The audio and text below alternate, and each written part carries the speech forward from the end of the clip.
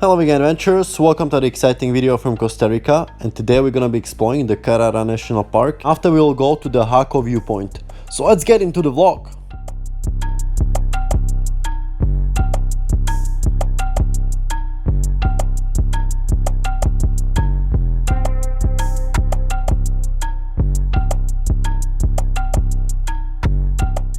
Alright, so here we stop about 20 kilometers before Jaco on this bridge where you can see crocodiles down at the river. We're quite surprised that this attraction is for free because you have to pay pretty much for everything in Costa Rica. Usually they will charge at least for parking at places like this, but this time it was completely for free. They're only selling souvenirs there, and there was also a restaurant.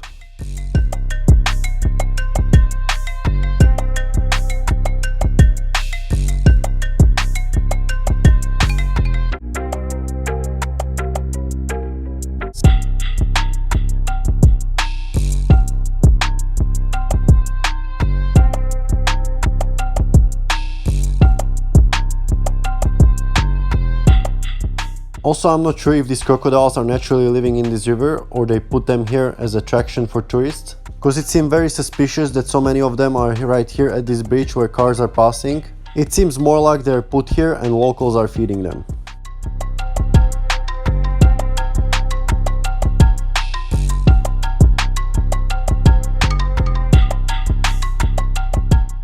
Alright, and here we're enjoying the sunset at Jaco Beach, which is also a popular place for learning how to surf.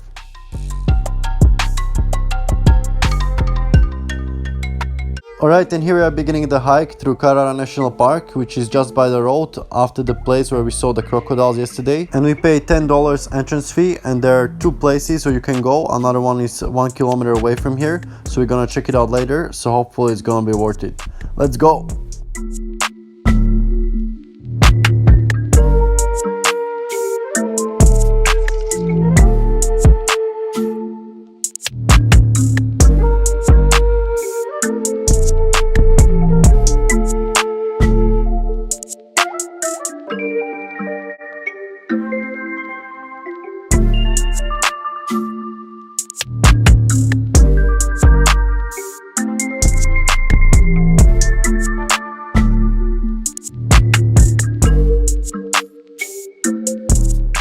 The forest you're about to walk is special. Here, tropical dry forest, typical of Costa Rica's North Pacific region, meets the very moist forest of the South Pacific. Because of this, we encounter species from both ecosystems. Carara means river of alligators in indigenous language. It is the last remnant of this type of transition forest.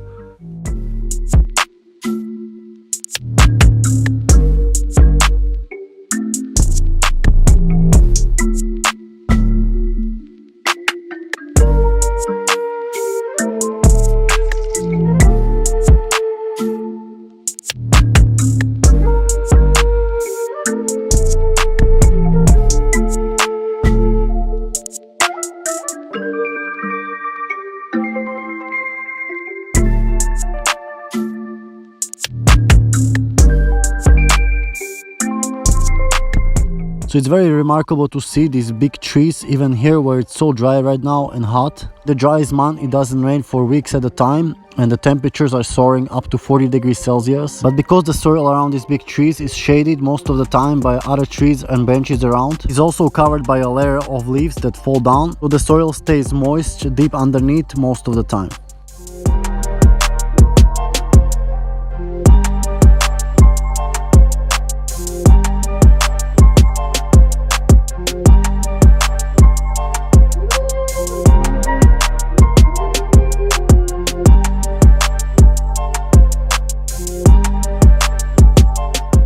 So this jungle reminded us of a jungle in Phuket, Thailand. It would be really hard to get through, and also the humidity and the temperature level was similar.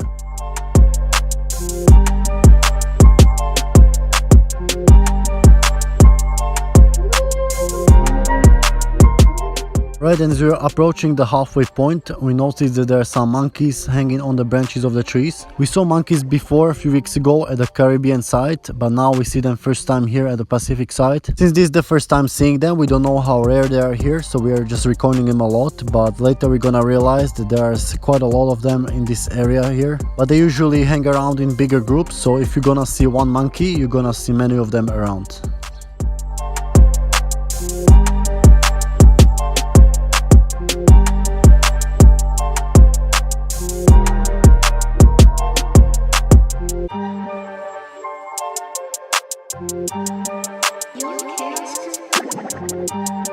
So this park has about 5 different hiking routes and you can do a loop around. This first part takes about 2 hours to do.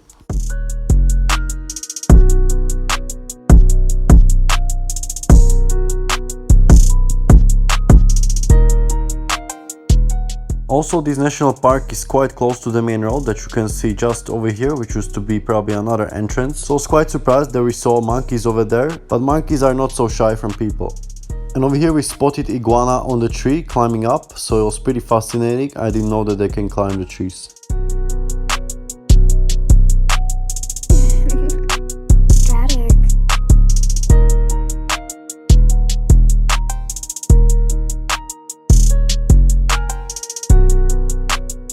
Alright, and here we drove to the second entrance, which is close to the other bridge, maybe 1 kilometer away from the first one.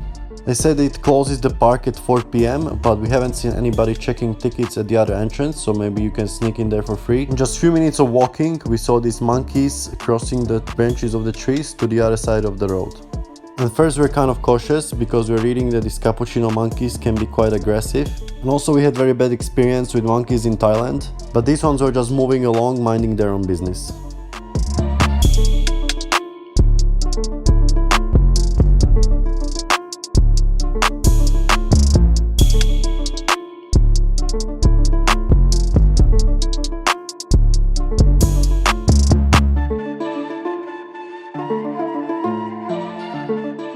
So we saw on maps.me that this path is about 2 kilometers long and should finish with some lagoon. Somewhere halfway through we saw these cappuccino monkeys again, but these ones were not just minding their own business, but they're sitting on a branch and just staring at us. And I didn't record this, but when we tried to walk through, this monkey just jumped down from the branch and started hissing and showing its teeth.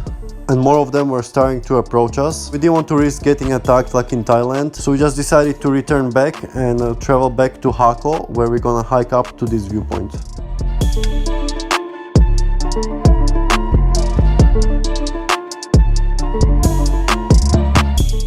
So you can find the hike to this viewpoint on maps.me application, and the entrance is for free, but I think in the past people had to pay for it because they built all this viewpoint tower. Probably nobody cared to pay for the viewpoint, so they ran out of business and now they just open it for free. And here in the tree we can see first time the bird toucan, so it's interesting that we haven't seen it in any national park, and now we just see it in the tree hanging around next to the viewpoint where many people are. It just reaffirms our experience that you see and experience better things for free than for paying.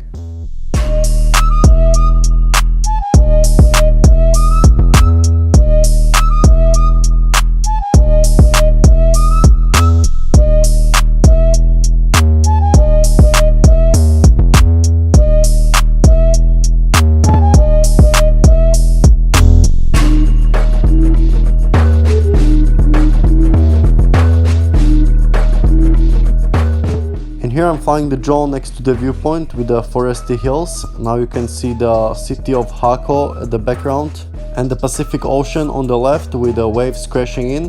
So it's one of the most popular places in Costa Rica for surfing.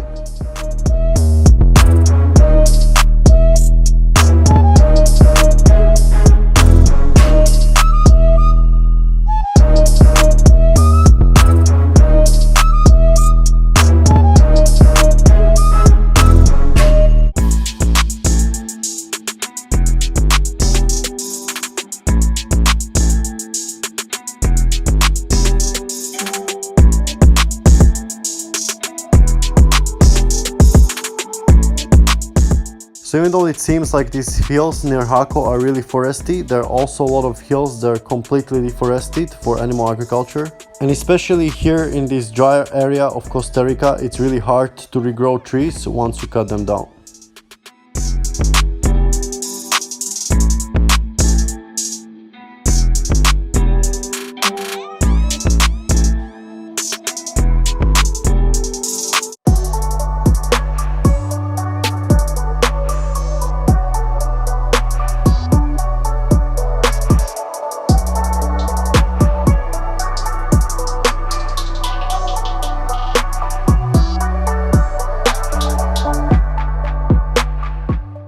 So here I'm flying up over the ridgeline of these hills where you can see more view of the Pacific Ocean, which is really cool.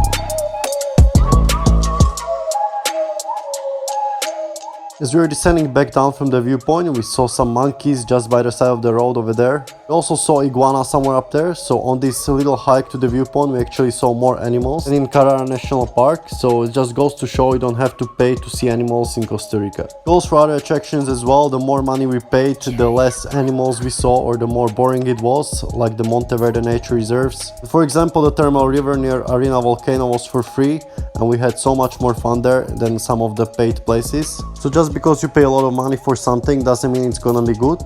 So stay tuned for future videos from Costa Rica, and as always, stay healthy and stay adventurous.